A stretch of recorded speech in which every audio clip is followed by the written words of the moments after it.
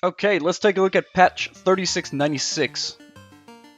Okay, so I'm going to make this as easy to understand as possible. So I'm not going to sit here and spit out numbers. I'm only going to go over the updates and changes that are worth your precious little time. So maybe I'll give y'all my opinion on a few of them or something. I don't know. This is the simplified version for you lazies out there. Anyway, T2 is more valid. T3 lands a little less effective-ish. And ACU combat upgrades are basically nerfed and you won't vet as fast from killing structures. And experimental units now take a little longer to build. Okay, cool. So why all these changes? Well, in short, it's just to give more emphasis on the Tech 2 stage. Because I don't know about you guys, but Tech 2 always felt more like a sort of purgatory until Tech 3. I don't know, like in my experience, Tech 2 land was used as clutch to get to Tech 3, which is a shame because in my opinion, Tech 2 has some of the most interesting gameplay. I mean, you've got that anxiety of being in between two tech levels, so you got a lot of variance. I mean, you just don't get that kind of gameplay from the early stage or the late stage. I mean, it just ends up being like T1 or T3 focused. Anyway, whatever, I'm done ranting, let's move on. Okay, let's take a look at the ACU. So what do y'all need to know? Basically, more cost and less combat effectiveness. Oh, and the overcharge has changed so that it scales with the amount of energy you have in storage. So 1 energy storage is enough to kill most units in one shot, but if you want to kill stronger Tech 3 units, you should at least build 3 energy storage. So I'm just going to mention this real quick because I know y'all are going to ask. The maximum overcharge damage is 15,000 at the cost of 45,000 energy. Okay, so I know these feel like some pretty big changes, but do I think they're good changes? Yeah, kinda. Yeah, I actually do. I mean, just put it this way. Just think about how often you have seen a combat ACU just wrecking people. Oh, but Betty Craze, dude, that's just skills, man. Just get good. Touché, but that's not what I'm talking about. I'm talking about its prevalence. But just because it's used often doesn't mean that it's overpowered. No, not necessarily. But here's why I like this change. I mean, just consider a player's reliance on that kind of strategy and what effect it has on their perception of viable tactics. So if you're successful 80% of the time by rushing a combat ACU, would you change your approach? Of course not.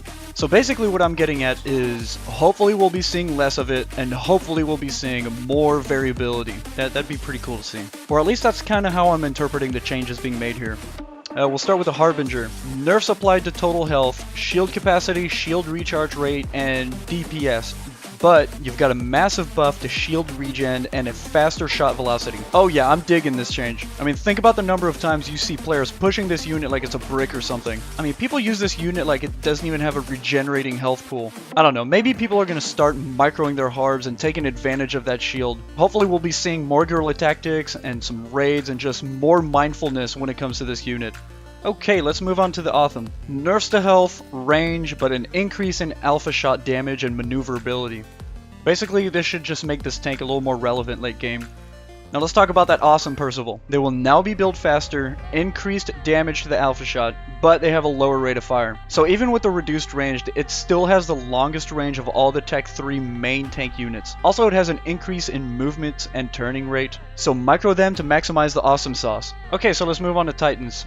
They have an increase in health, but the shield is cut in half, they move a little slower, and the range is increased. Now, I want to point out that new regen rate. It's over double. It's not that crazy of an amount, but if you give enough of a crap, you can really increase the survivability of this unit. Okay, let's take a look at the brick. This one changed a fair bit. It has less range, but it moves a little faster, and it's a little more agile. The build time is reduced and has less HP and DPS. Do bear in mind that the Percival does outrange the brick, so pay attention to your bricks. Now for the Loyalists. Y'all remember this shit? Holy crap, are you freaking kidding me?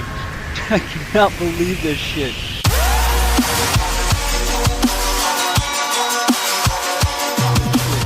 But Eco Noob is actively using them exclusively to stun that GC. That is amazing. Yep, Eco Noob, using unit abilities appropriately. No more of that. The Loyalist doesn't stun T4s or ACUs anymore. Basically an all-around nerf. So the Aeon Sniper Bot is able to hit stuff while moving now, but moves a little slower and costs a little more. Now before you get all butthurt at the stat changes, just ask yourself, would you rather have good stats or a projectile that actually hits the target? And as for the Seraphim Sniper Bot, it's basically the same stuff. Costs a little more and it'll probably hit its target while moving. Yeah, with a couple minute other changes, but I'll let y'all dig into that, it's not a big deal. Now for the really big important changes, the mobile T3 artillery. It builds faster. Okay, moving on. Let's take a look at experimentals. Okay, so we have a lot to cover here. Yeah, they take longer to build. That's about it. Okay, but on a serious note, the things that you guys should consider about experimentals is the influence they have on the battlefield because of all the changes that were made to T3 and Tech 2 and all of that stuff. So because Tech 3 is a little less effective in some senses, it makes the Tech 2 stage a little more tasty, and Tech 4 feels a little more like the first time you built one. You know, like actual fear of seeing one and feeling almighty and powerful when you do build one. It's pretty cool. So I would go through every single one of them, but I'm just not, because it's not going to change your gameplay any, because you're pretty much all caught up to speed. Okay, here are some random tips that you should actually be made aware of. T1 Mobile anti-air won't be as effective, so no more of that BS hard counter versus bombers. Now the Fire Beetle, holy crap, finally. So the damage is now 1500 with an area of effect increasing to 6. Oh, and it's also considered a Tech 1 as far as transport is concerned. So I feel like the main reason people didn't incorporate them into their unit build is probably because if they blow up, so does part of their army, and nobody wants that kind of crap. So friendly fire has been disabled. Awesome.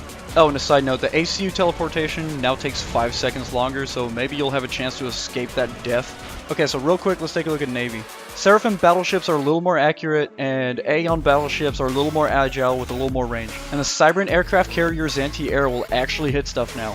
Holy crap, the Bulwark. That's the UEF shield boat. It finally has a little bit of a nerf. It has a little more overspill on their shields, and the recharge will take a little longer. Thank God, I welcome this change. Well, and the Aeon T1 NT airboat now has more health. Okay, cool. Okay, we're done. I think that's pretty much everything y'all need to know. If you guys want to dig in a little more, I left a link in the description below. Just click on it and dig through it. But I hope this video helped out. At least you don't have to read through the document. You can just listen to my succulent, delicious voice.